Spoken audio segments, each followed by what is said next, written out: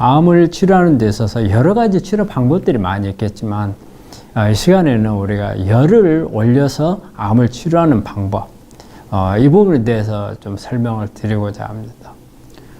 우리가 오래전부터 열을 이용한 치료는 여러 질환에 많이 이용되어 왔었어요. 특히 이제 암에 있어서는 우리 열을 올림으로써 암이 상당히 효과가 좋다는 게 여러 가지 논문들에 의해서 많이 밝혀지고 또 임상 효과가 이러한 사례들이 많이 나왔죠. 그래서 요즘에는 이런 원열 치료가 우리 암 치료하는 데 있어서 중요한 치료 툴로 작용을 하고 있어요.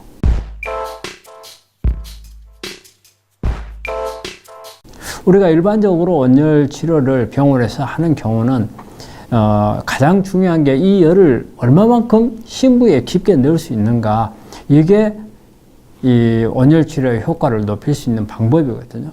그래서 일반적으로 많이 사용을 하는 게 고주파를 이용을 합니다.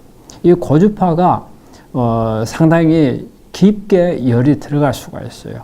우리 암이라고 하는 것은 피부에 있는 게 아니고 저 안에 있거든요. 그런데 일반적인 우리가 열을 올리는 방법, 뭐 사우나도 열을 올릴 수 있는 방법이고, 또 우리 간단하게 우리 온돌방도 마찬가지로 열을 올릴 수 있는 방법, 그 다음에 여러 가지 뭐 원적외선이라든지 다양한 방법들이 있거든요. 그런데 이런 방법들 중에서 어떻게 심부까지 열이 전달할 수 있는가, 이게 중요한데, 그래서 심부까지 전달할 수 있는 우리가 고주파 방식을 많이 사용을 해요. 그래서 우리가 이 국부, 이걸 원열 치료하거든요. 암이 있는 부위에 이 고주파를 줌으로써 이 고주파가 우리 암 조직에 열을 상승을 시켜가지고, 우리 보통 일반적으로 나와 있는 장비들을 보면은 42.3도를 기준으로 하는데, 일반적으로 암세포는 42도 이상의 열이 주어지게 되면은 괴사를 하는 걸로 알려져 있어요. 왜 그러냐면, 이게 42도가 넘어가면은 우리가 정상 세포는 혈액순환을 빨리 순환을 시켜서 열이 올라가는 것을 차단을 해요.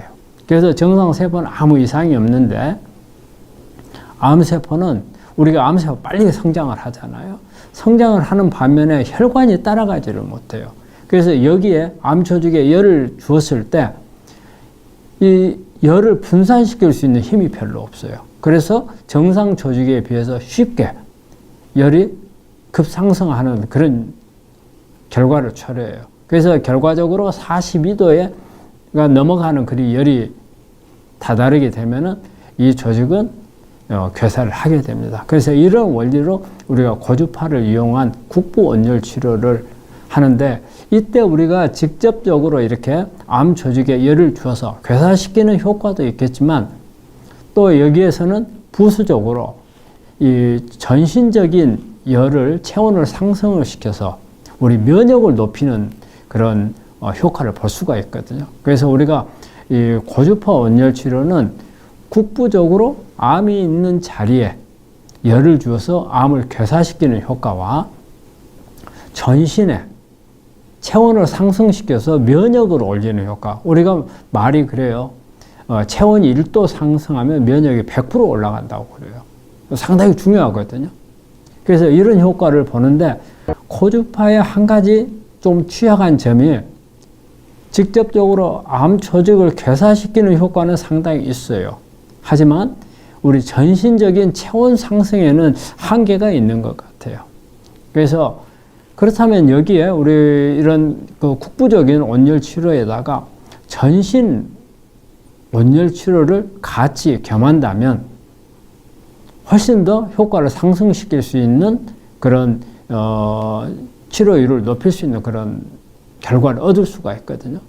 그런데 우리가 고주파를 가지고 전신적인 열을 올릴 수 있는 방법은 어려워요.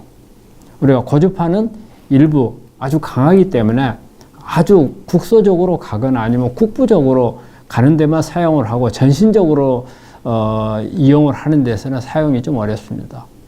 그런데 그 외에 여러 가지 다양한 방법들을 가지고 전신 원열을 올릴 수 있는 방법이 있는데, 이때도 마찬가지로 피부에만 열이 올라가는 것은 크게 효과를 내지를 못해요.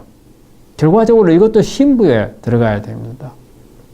그래서 마찬가지로 전신적으로 심부에 열을 올려줄 수 있는 방법은 우리가 근적외선을 이용한 온열 치료기를 사용을 했을 때는 상당히 체온 상승률이 높은 것 같아요. 그래서 근적외선을 이용을 하면은 보통 체온이 한 38도, 어떤 경우는 거의 39도까지도 올라가는 것을 저희가 임상을 통해서 경험을 하거든요. 그래서 이 두 가지를 같이 병행을 했을 때, 첫째 이제 직접적으로 국부 온열 치료를 통한 암을 괴사시키는 효과, 그 다음에 전신적으로 체온을 상승시켜서 면역을 활성화시키는 경우, 이런 경우에 우리가 전신 온열을 같이 했을 경우에 우리가 NK세포 활성도를 검사를 해보면 상당히 높게 올라갑니다.